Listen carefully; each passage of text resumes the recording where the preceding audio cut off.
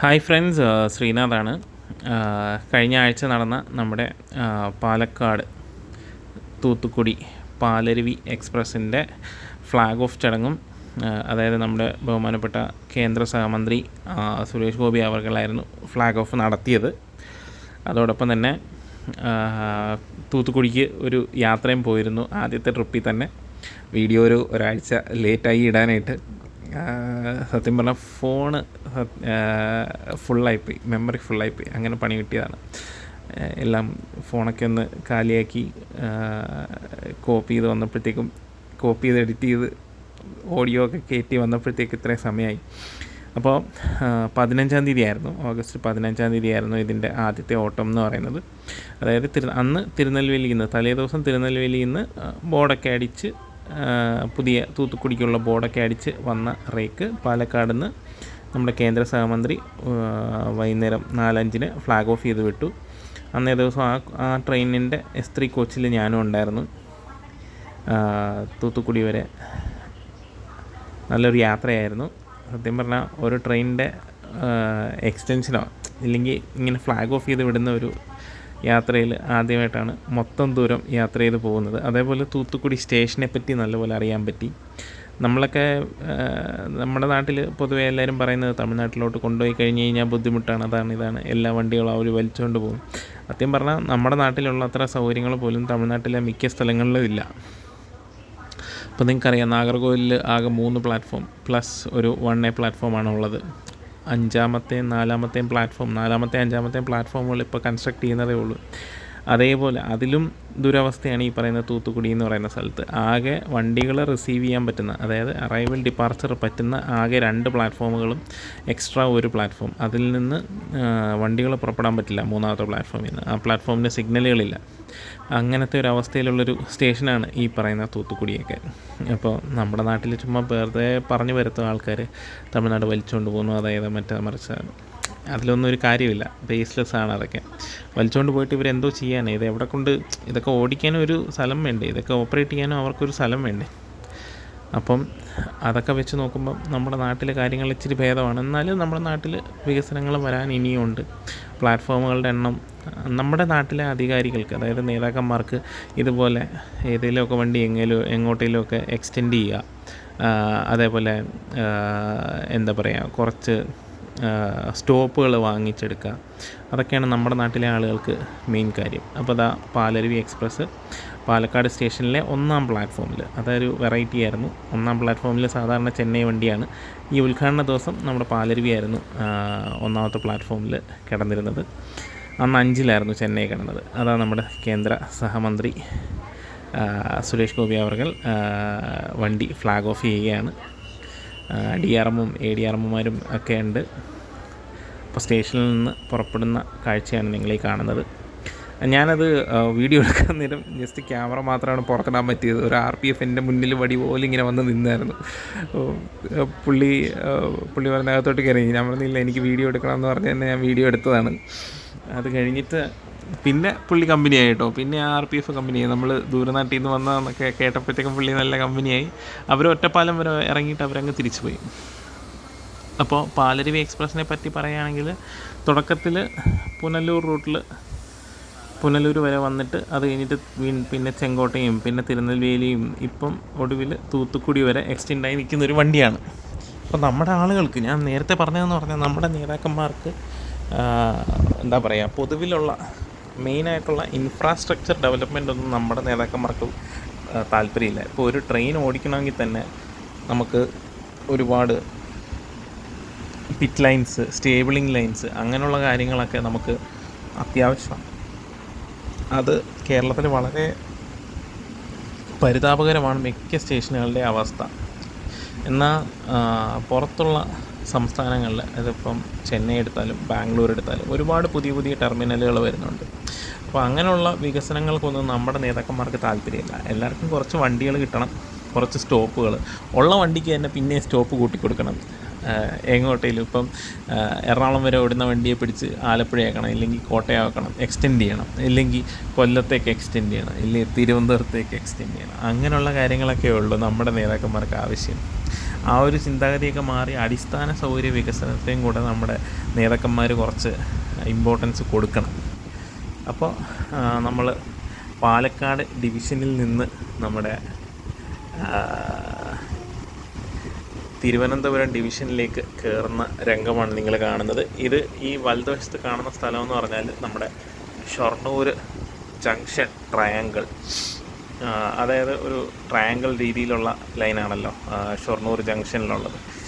ഒരു ലൈൻ പാലക്കാട് നിന്ന് ഷൊർണൂർ വഴി മംഗലാപുരം ഭാഗത്തേക്ക് പോകുമ്പോൾ ഒരു ലൈൻ പാലക്കാട് നിന്ന് ഷൊർണൂർ കയറാതെ നമ്മുടെ തൃശ്ശൂർ ഭാഗത്തേക്ക് വരുന്നു. അതേപോലെ തന്നെ തൃശ്ശൂർ ഭാഗത്ത് നിന്ന് ഷൊർണൂർ കയറി മംഗലാപുരത്തോട്ട് പോകുന്ന മൂന്നാമതൊരു ലൈനും കൂടെ ഉണ്ട്. അങ്ങനെ മൊത്തത്തിൽ ഒരു ത്രികോണ ആകൃതിയിലാണ് ആ ജംഗ്ഷൻ സ്ഥിതി ചെയ്യുന്നത്.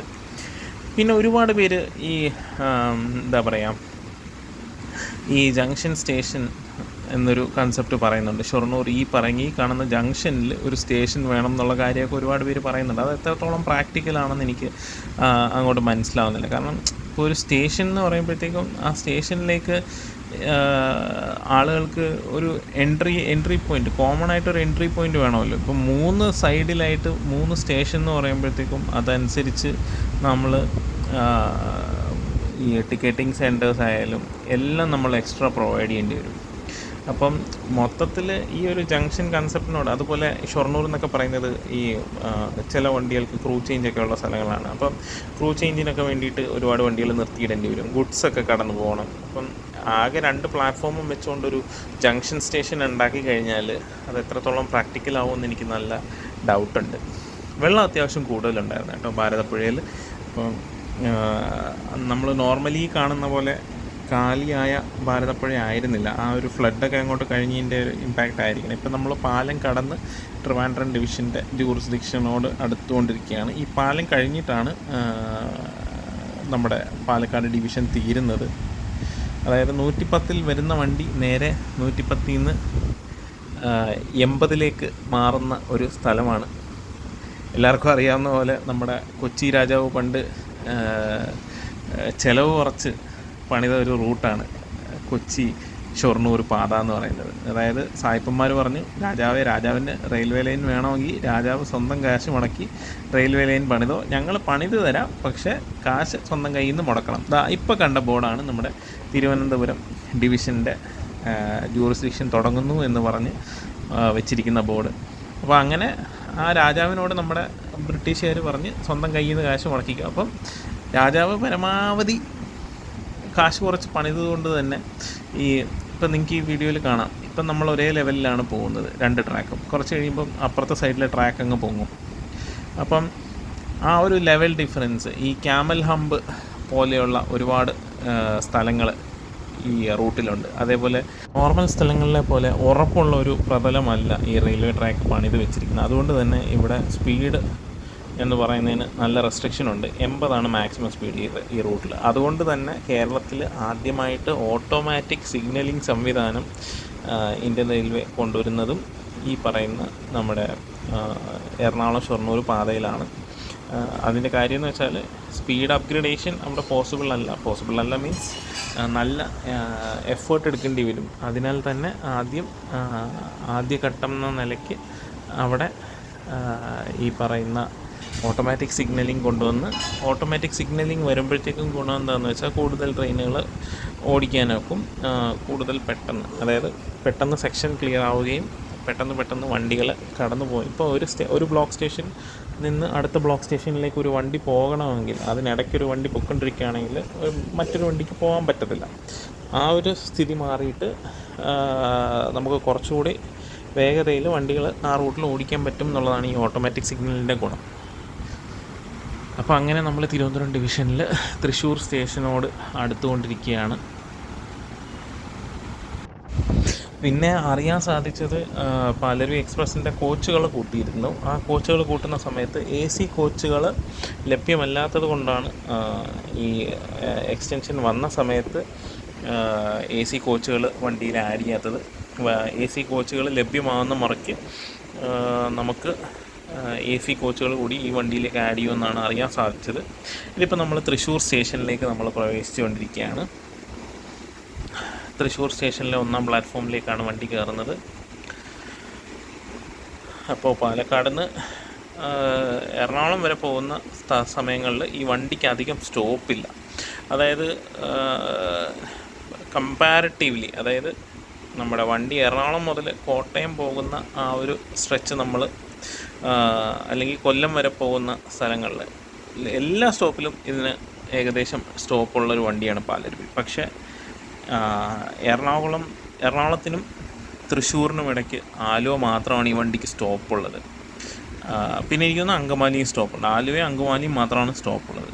ഇങ്ങനെ ഒരു വണ്ടിക്ക് ചാലക്കുടിയും അതേപോലെ തന്നെ ഇരിങ്ങാലക്കുടിയും കൂടെ സ്റ്റോപ്പ് കൊടുക്കുന്നത് വളരെ നല്ലതായിരിക്കും എന്നാണ് എൻ്റെ ഒരു പേഴ്സണൽ അഭിപ്രായം. കാരണം താഴോട്ട് ഇത്രയും സ്റ്റോപ്പ് കൊടുക്കാമെങ്കിൽ ചാലക്കുടിയും ഇരിങ്ങാലക്കുടിയും സ്വാഭാവികമായിട്ടും നമ്മൾ കൊടുക്കേണ്ടതാണ്. അപ്പോൾ കോച്ചുകളുടെ കാര്യം പറഞ്ഞ പോലെ നേരത്തെ 14 കോച്ചുകളായിരുന്നു നേരത്തെ ഈ ട്രെയിനിനുണ്ടായിരുന്നത്.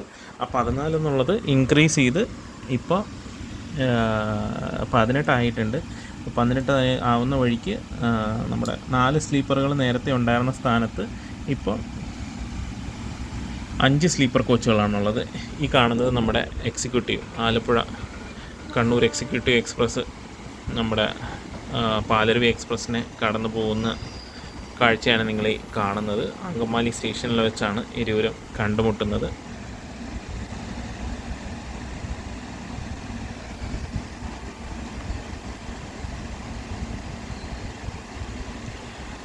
പണ്ട് ഒരു ഡെയിലി കമ്മ്യൂട്ടർ ട്രെയിൻ ആയിരുന്നു പാലരുവി എക്സ്പ്രസ്. പക്ഷേ ഇപ്പോൾ അതല്ല അവസ്ഥ. എക്സ്റ്റെൻഡ് ചെയ്ത് വണ്ടി ഇപ്പോൾ കറക്റ്റ് ഒരു നൈറ്റ് റൈഡർ എന്നുള്ളൊരു സ്റ്റേറ്റിലേക്ക് വണ്ടി മാറിയിട്ടുണ്ട്. രാത്രി യാത്ര നടത്തുന്ന ഒരു പ്രധാന വണ്ടിയായിട്ട് പാലരുവി മാറി. കാരണം ഇപ്പോൾ പാലക്കാട് എന്നുള്ള ടൈം നമ്മൾ നോക്കിക്കഴിഞ്ഞ് കഴിഞ്ഞാൽ വൈകുന്നേരം ഏകദേശം 4 മണിക്ക് പുറപ്പെടുന്നു. അടുത്ത ദിവസം 6-6:30 മണിയോളം ആവും തൂത്തുക്കുടിയിലെത്തുമ്പോൾ. തിരിച്ചിങ്ങോട്ടാണെങ്കിലും രാത്രി 10 മണിക്കാണ് പുറപ്പെടുന്നത്. രാത്രി 10 മണി തൊട്ട് പെർഫെക്റ്റ് ഒരു നൈറ്റ് റൈഡർ പോലെ തന്നെയാണ് വണ്ടി പോകുന്നത്. ഇപ്പോൾ ഈ കടന്നു പോകുന്നത് നമ്മുടെ ഐലൻഡ് എക്സ്പ്രസ് ആണ്. കന്യാകുമാരി ബംഗളൂരു ഐലൻഡ് എക്സ്പ്രസ് ആണ് നമ്മളെ കടന്നു പോകുന്നത്. നമ്മളിപ്പം ഏകദേശം ആലുവ സ്റ്റേഷനോട് അടുത്തുകൊണ്ടിരിക്കുകയാണ്. ഇനിയിപ്പം സന്ധ്യയായിട്ടുണ്ട്. കാഴ്ചകളൊക്കെ അല്പം മങ്ങിത്തുടങ്ങും മീൻസ് രാത്രിയാണല്ലോ. രാത്രിയിൽ എത്രത്തോളം ഭംഗിയായിട്ട് വീഡിയോ എടുക്കാൻ പറ്റും എന്നെനിക്ക് അത്രയ്ക്ക് പിടിയില്ല. ഞാൻ നമ്മുടെ മൊബൈലിലാണ് ഇപ്പോൾ ഉള്ള വീഡിയോസൊക്കെ എടുത്തുകൊണ്ടിരിക്കുന്നത്. നേരത്തെ എടുത്ത വീഡിയോസ് എല്ലാം എൻ്റെ ഒരു ആക്ഷൻ ക്യാമറയായിരുന്നു. അപ്പോൾ രാത്രിയിൽ അത്രയ്ക്ക് പെർഫോമൻസ് പോരാ. ആക്ഷൻ ക്യാമറ നമ്മുടെ മൊബൈൽ വെച്ച് കമ്പയർ ചെയ്യുമ്പം രാത്രി വീഡിയോസ് കുറച്ചുകൂടെ ബെറ്റർ നമ്മുടെ ഇതിൽ തന്നെയാണ്, മൊബൈലിൽ തന്നെയാണ്. അപ്പം നമ്മളിതാ ആലുവ സ്റ്റേഷൻ പിന്നിട്ട് അടുത്ത സ്റ്റോപ്പായ എറണാകുളം ടൗണിൽ നിന്നും പുറപ്പെടുന്നതാണ് നിങ്ങൾ ഈ കാണുന്നത്. എറണാകുളം ടൗൺ എത്തിക്കഴിഞ്ഞ് കഴിഞ്ഞാൽ ഈ വണ്ടി നമ്മുടെ കോട്ടയം റൂട്ടിലേക്ക് കയറുന്നതാണ്.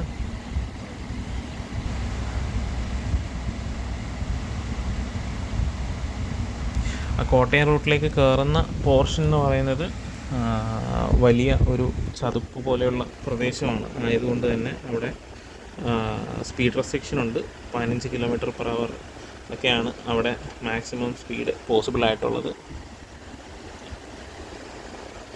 പിന്നെ വളരെയധികം വിവാദത്തിൽ ഉള്ളൊരു സ്ഥലവും കൂടെയാണ് കൊച്ചി നിവാസികൾ അല്ലെങ്കിൽ എറണാകുളത്തെ ആളുകൾ.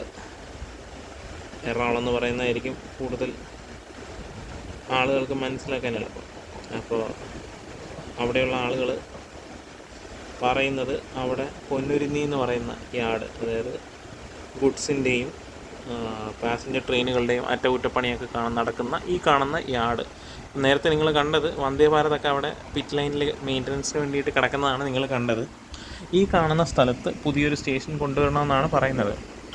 അവിടെ ഓൾറെഡി സ്റ്റേബിളിംഗ് ലൈനുകൾ, പിറ്റ് ലൈനുകൾ ഒക്കെ ഉള്ളൊരു സ്ഥലമാണ്. അവിടെ ഇനിയൊരു റെയിൽവേ സ്റ്റേഷൻ വന്നു കഴിഞ്ഞ് കഴിഞ്ഞാൽ, ഇപ്പം നിങ്ങൾ ഈ കാണുന്നതിൻ്റെ എതിർഭാഗത്തായിട്ടാണ് ഗുഡ്സ് യാർഡ് ഉള്ളത്. ഗുഡ്സ് എന്ന് പറഞ്ഞാൽ നിങ്ങൾക്കറിയാം, റെയിൽവേക്ക് ഏറ്റവും വലിയ വരുമാനം ഉണ്ടാക്കുന്ന ഒരു സംഗതിയാണ്. അങ്ങനെയുള്ളിടത്ത് ആ ഗുഡ്സ് യാർഡോ ഈ പറയുന്ന സ്റ്റേബിളിംഗ് ലൈനോ പിറ്റ് ലൈനോ ഒക്കെ മാറ്റിയിട്ട് അവിടെ ഒരു റെയിൽവേ സ്റ്റേഷൻ കൊണ്ടുവരിക എന്ന് പറയുന്നത് റെയിൽവേ സംബന്ധിച്ചിടത്തോളം നഷ്ടമുള്ളൊരു കാര്യമാണ്. പിന്നെ ഇങ്ങോട്ടേക്കുള്ള കണക്ടിവിറ്റി വളരെ പുവറാണ്. റോഡ് കണക്ടിവിറ്റി ഇങ്ങോട്ടേക്ക് വളരെ പുവറാണ്. അടുത്തെങ്ങും മേജർ റോഡുകളില്ല. അങ്ങനെയൊക്കെയുള്ള ഒരുപാട് ബുദ്ധിമുട്ടുകളുണ്ട്. ഇതൊന്നും ആരും മനസ്സിലാക്കുന്നില്ല. എല്ലാവർക്കും ജസ്റ്റ് എന്താ പറയുക, അവിടെ പൊന്നിന്തിയിൽ പുതിയൊരു സ്റ്റേഷൻ വേണമെന്നുള്ളൊരു കാര്യം മാത്രമാണ് എല്ലാവരും പറയുന്നത്. അങ്ങനെ നമ്മൾ എറണാകുളം ഒക്കെ പിന്നിട്ട് കോട്ടയം വഴി കൊല്ലത്തേക്ക് പോയിക്കൊണ്ടിരിക്കുകയാണ്. കൊല്ലം എത്തിക്കഴിഞ്ഞ് കഴിഞ്ഞാൽ വണ്ടിക്ക് ലോക്കോ റിവേഴ്സലുണ്ട്. നമ്മുടെ എന്താ പറയുക, നോർമൽ തിരുവനന്തപുരം റൂട്ടിൽ നിന്ന് ഓപ്പോസിറ്റായിട്ട് വേണം, അതായത് കുറച്ച് ദൂരം വന്ന വഴിക്ക് തന്നെ തിരിച്ചു പോകുന്നൊരു സംഗതിയൊക്കെ ഉണ്ട് കൊല്ലത്ത് ചെങ്കോട്ട റൂട്ടിലേക്ക് പോകുമ്പോൾ. ഇതിപ്പോൾ നമ്മൾ കായംകുളം സ്റ്റേഷനിൽ എത്തിയിരിക്കുകയാണ്. അപ്പോൾ കായംകുളവും എല്ലാം പിന്നിട്ട് നമ്മൾ കൊല്ലം സ്റ്റേഷൻ്റെ 1-ാം പ്ലാറ്റ്ഫോമിൽ നമ്മൾ വന്നിരിക്കുകയാണ്. 2-ാം പ്ലാറ്റ്ഫോമിൽ നമ്മുടെ മംഗലാപുരം എക്സ്പ്രസ് ആണ്, തിരുവനന്തപുരം മംഗലാപുരം എക്സ്പ്രസ്. ഇത്രയും നേരം നമ്മളെ നയിച്ച ലോക്കോ ഇവിടെ നിന്ന് വിടവാങ്ങുന്നു. കൊല്ലത്ത് മറ്റൊരു വാപ്പ്4 ലോക്കോ. ഇപ്പോൾ നിലവിൽ ഇലക്ട്രിക് എൻജിനാണ് ലീഡ് ചെയ്യുന്നത് ചെങ്കോട്ട റൂട്ടിൽ. നമ്മുടെ വേളാങ്കണ്ണി എക്സ്പ്രസ് ഒഴികെ ബാക്കി എല്ലാ വണ്ടികൾക്കും ഇലക്ട്രിക് എൻജിനായിട്ടുണ്ട്. വേളാങ്കണ്ണി എക്സ്പ്രസ്സിന് ഇലക്ട്രിക് ട്രാക്ഷൻ ആവാത്തതെന്ന് പറഞ്ഞാൽ മധുരയൊക്കെ കഴിഞ്ഞ് ഇത് പിന്നീട് പോകുന്ന റൂട്ടിലും വീണ്ടും ഡീസൽ സെക്ഷനുണ്ട്. ആയതുകൊണ്ട് വെറുതെ സമയം നഷ്ടം വരാതിരിക്കാൻ വേണ്ടിയിട്ടാണ് അവർ ഡീസൽ ലോക്കോസ് വെച്ച് തന്നെ ഇപ്പോഴും സർവീസ് നടത്തുന്നത്. പക്ഷേ ആ റൂട്ടിൽ വൈദ്യുതീകരണം പൂർത്തിയായാൽ ആ വണ്ടിയും ഇലക്ട്രിക് ലോക്കോകളിലേക്ക് മാറുന്നതായിരിക്കും. ഇപ്പോൾ നമ്മുടെ പാലരുവി എക്സ്പ്രസ്സിന് കൊല്ലത്ത് ലോക്കോ ഘടിപ്പിക്കുന്നതാണ് നിങ്ങൾ ഈ കാണുന്നത്. അതേസമയം തിരുവനന്തപുരം മംഗലാപുരം എക്സ്പ്രസ് കൊല്ലത്ത് 2-ാം നമ്പർ പ്ലാറ്റ്ഫോമിൽ നിന്ന് പുറപ്പെടുന്നതും നിങ്ങൾക്ക് പിന്നിലായിട്ട് കാണാം. അപ്പോൾ ഷണ്ടിങ് ഡ്യൂട്ടിയിലുള്ള ലോക്കോ പൈലറ്റാണ് ഇപ്പോൾ ഈ ലോക്കോ കോച്ചിനോട് അറ്റാച്ച് ചെയ്യുന്നത്. അതിങ്ങനെ മാറി മാറി വരും. ചില സമയത്ത് വണ്ടി ഓടിക്കുന്ന അതേ ലോക്കോ പൈലറ്റും അസിസ്റ്റൻ്റ് ലോക്കോ പൈലറ്റും തന്നെ ആയിരിക്കും ചില സമയങ്ങളിൽ ഷണ്ടിങ് നടത്തുന്നത്. ചില സമയങ്ങളിൽ നമ്മുടെ ഷണ്ടിങ്ങിന് ഡ്യൂട്ടിയിലുള്ള ലോക്കോ പൈലറ്റായിരിക്കും ലോക്കോ ഘടിപ്പിക്കുന്നത്. അത് അവരുടെ ഓപ്പറേഷണൽ എളുപ്പം പോലെ അവർ മാറി മറിഞ്ഞൊക്കെ ഇരിക്കും.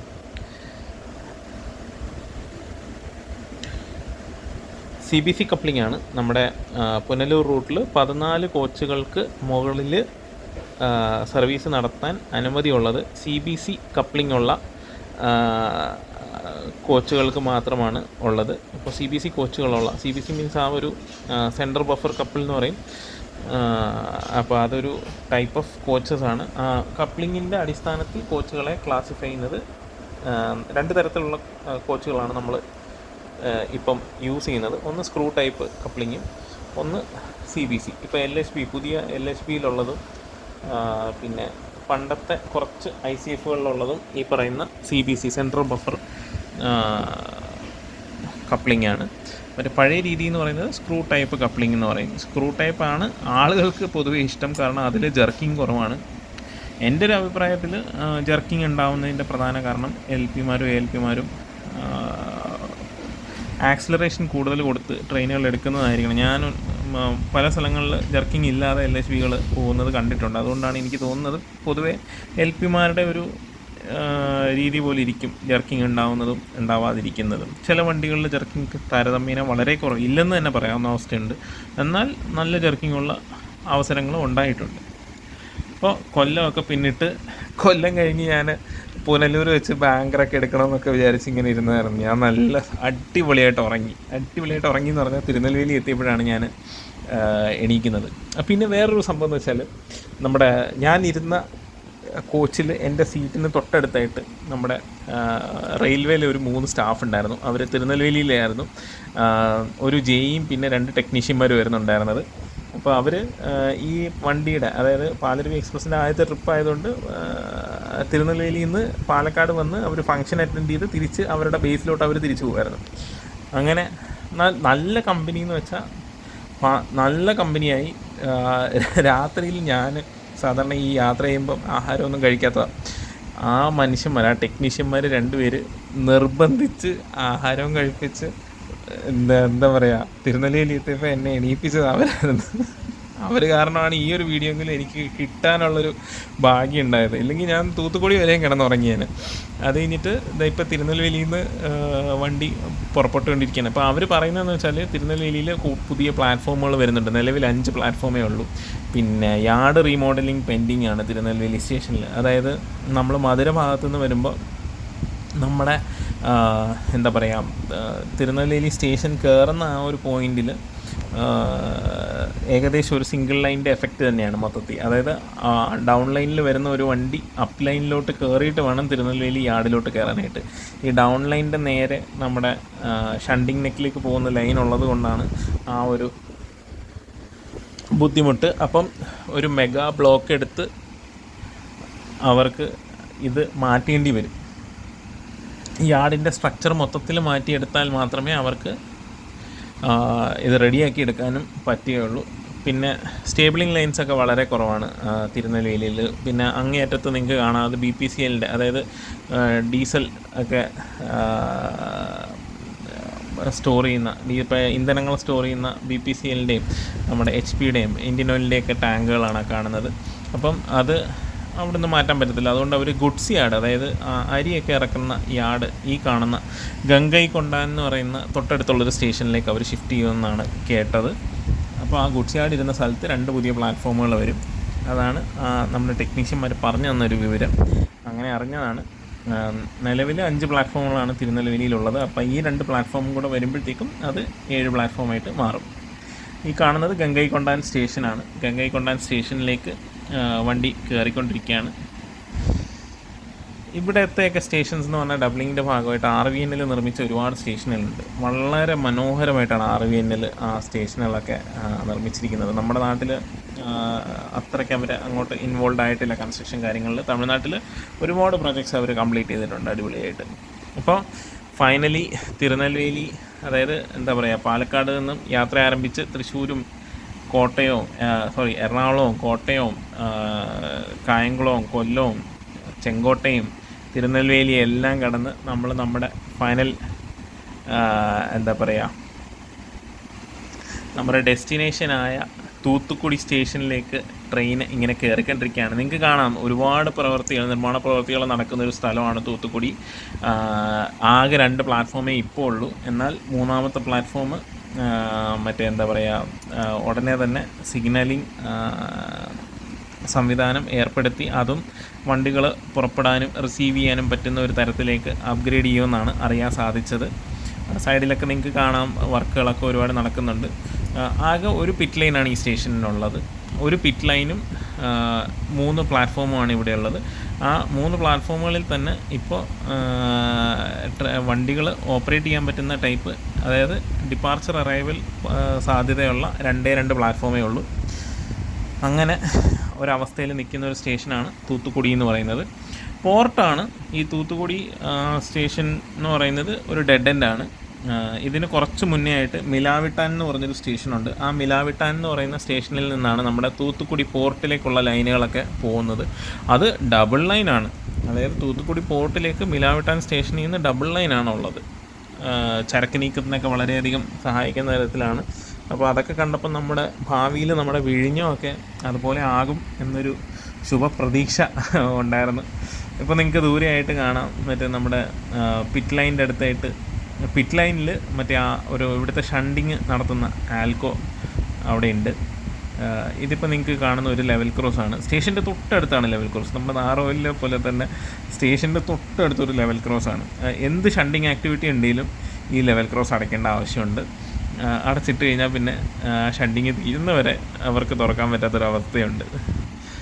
ഞാൻ ഇവിടെ ഇറങ്ങിക്കഴിഞ്ഞിട്ട്, സ്റ്റേഷനിൽ ഇറങ്ങിക്കഴിഞ്ഞിട്ട് കുറച്ച് ദൂരമൊക്കെ നടന്ന് കുറച്ച് ഫോട്ടോസൊക്കെ എടുക്കാനായിട്ടൊക്കെ പോയിരുന്നു. ഒരു സ്ഥലത്തെത്തിയ കുറച്ച് ഫോട്ടോസൊക്കെ എടുക്കണമല്ലോ. അതായത് പിറ്റ് ലൈനിൽ കിടക്കുന്ന വണ്ടികളും വണ്ടി പിറ്റ് ലൈനിലേക്ക് കയറുന്നതും ഒക്കെ ഫോട്ടോ എടുത്തായിരുന്നു. അങ്ങനെ തൂത്തുക്കുടി എന്ന് പറയുന്ന സ്റ്റേഷനിൽ ഞാൻ ആദ്യമായിട്ടാണ് പോകുന്നത്. ഒരുപാട് കാര്യങ്ങൾ മനസ്സിലാക്കാൻ പറ്റി, ഒരുപാട് ഫോട്ടോസ് എടുക്കാൻ പറ്റി. അപ്പം വരും ദിവസങ്ങളിൽ എൻ്റെ ഫേസ്ബുക്ക് പ്രൊഫൈലിൽ ആ ഫോട്ടോസൊക്കെ വരുന്നതായിരിക്കും. ശ്രീനാഥ് കെ എന്നാണ് ഫേസ്ബുക്ക് പ്രൊഫൈലിൻ്റെ പേര്. ആ പ്രൊഫൈൽ ഫോളോ ചെയ്താൽ നിങ്ങൾക്ക് റെയിൽവേ സംബന്ധമായ അപ്ഡേറ്റുകൾ, KSRTC ബസ്സുകൾ സംബന്ധമായ അപ്ഡേറ്റുകളൊക്കെ കിട്ടുന്നതാണ്. അപ്പോൾ ഈ കാണുന്നത് നമ്മുടെ തൂത്തുക്കുടി വഞ്ചിമണിയാച്ചി തിരുച്ചെന്തൂർ പാസഞ്ചറാണ്. അതായത് തൂത്തുക്കുടിയിൽ നിന്ന് വഞ്ചിമണിയാച്ചി വരെ പോകും. അപ്പോൾ ഞാൻ തിരിച്ച് നാട്ടിലേക്ക്, അതായത് തിരുവനന്തപുരത്തേക്ക് പോയത് ഈ വണ്ടിയിലായിരുന്നു. ഈ വണ്ടി ഇപ്പോൾ കിടക്കുന്നത് 3ാമത്തെ പ്ലാറ്റ്ഫോമിലാണ്. അപ്പോൾ 3ാമത്തെ പ്ലാറ്റ്ഫോമിൽ നിന്ന് ഈ വണ്ടീനെ ഷണ്ട് ചെയ്ത് വണ്ടി പുറപ്പെടാൻ നേരം ആകുമ്പോഴത്തേക്ക് 1ാമത്തെ പ്ലാറ്റ്ഫോമിലേക്ക് കൊണ്ടുവരികയായിരുന്നു ചെയ്തത്. കാരണം 3ാമത്തെ പ്ലാറ്റ്ഫോമിൽ നിന്ന് ആ വണ്ടിക്ക് പുറത്തേക്ക് പോകാൻ സിഗ്നൽ സംവിധാനം ഇല്ല. അപ്പോൾ ഈ വണ്ടി എന്ന് പറയുന്നത് ഇവിടുന്ന് വഞ്ചിമണിയാച്ചി എന്ന് പറയുന്ന സ്ഥലത്തേക്ക് ചെല്ലും. അവിടെ ലോക്കോ റിവേഴ്സൽ നടത്തിയിട്ട് ഏകദേശം ഒരു 1 മണിക്കൂർ 1.5 മണിക്കൂർ ഗ്യാപ്പിന് ശേഷം തിരുച്ചെന്തൂർക്ക്, തിരുനെൽവേലി വഴി തിരുച്ചെന്തൂർക്ക് പോകുന്നൊരു പാസഞ്ചറാണ്. അപ്പോൾ ഈ വണ്ടിയിൽ ഒരുപാട് യാത്രക്കാർ നമ്മുടെ വഞ്ചിമണിയാച്ചിയിൽ ഇറങ്ങിയിട്ട് വടക്കോട്ട് പോകാൻ, അതായത് ചെന്നൈ വണ്ടിക്കും കോയമ്പത്തൂർ വണ്ടിക്കുമൊക്കെ വടക്കോട്ട് പോകാനുണ്ടായിരുന്നു. അപ്പോൾ ഒരു കണക്ഷനൊക്കെ മറ്റു വണ്ടികൾക്ക് കണക്ഷൻ പ്രൊവൈഡ് ചെയ്യുന്നൊരു നല്ലൊരു വണ്ടിയാണ്. അങ്ങനെ നമ്മുടെ പാലരുവി എക്സ്പ്രസിൻ്റെ ആദ്യ യാത്ര തിരുനെൽവേലി വഴി തൂത്തുക്കുടിയിൽ യാത്ര അവസാനിപ്പിക്കുന്ന ആദ്യ ട്രിപ്പിൻ്റെ ഭാഗമാകാൻ കഴിഞ്ഞു. വളരെയധികം സന്തോഷമുണ്ട്. കാരണം തൂത്തുക്കുടി ഞാൻ ആദ്യമായിട്ടാണ് പോകുന്നത്. അവിടങ്ങളിലെ വണ്ടികൾ, മുത്തുനഗർ എക്സ്പ്രസ്സൊക്കെ കാണാൻ പറ്റി. പേൾ സിറ്റി തൊട്ടപ്പുറത്തെ 1ാമത്തെ പ്ലാറ്റ്ഫോമിൽ പേൾ സിറ്റി കിടപ്പുണ്ടായിരുന്നു. അതിൻ്റെ ഫോട്ടോസൊക്കെ ഞാൻ വേറെ പോസ്റ്റ് ചെയ്യുന്നുണ്ട്. അപ്പോൾ വീഡിയോ കണ്ട എല്ലാവർക്കും നന്ദി. Thank you. അടുത്ത വീഡിയോയിൽ കാണാം. ബൈ.